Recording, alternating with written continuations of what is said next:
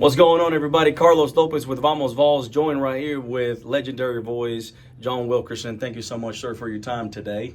Absolutely. You're the guy that does the interviews, right? Mm-hmm. You're the one that gets to ask the questions, but I wanted to take this time to ask you, what this national championship meant for you.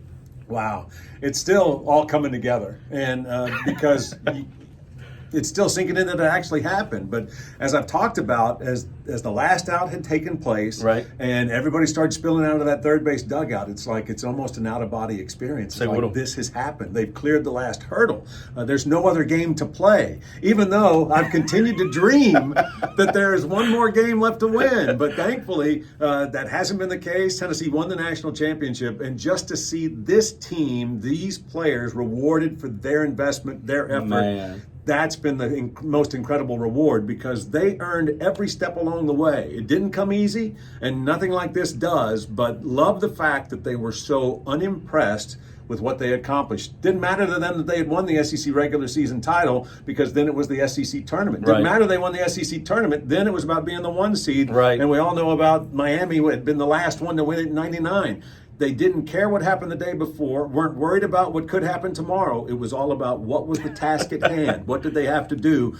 And that approach, it's much easier said than done to be so locked in as they were. I guarantee it. There was a clip going around on social media of you calling that last out when we won the national championship. What did it feel like to you to watch yourself call that game? And what did that last out, what were you feeling and that got us through that?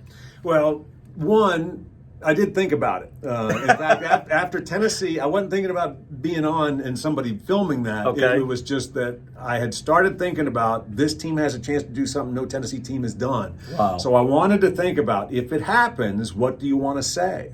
And so that was, I just didn't want to mess up.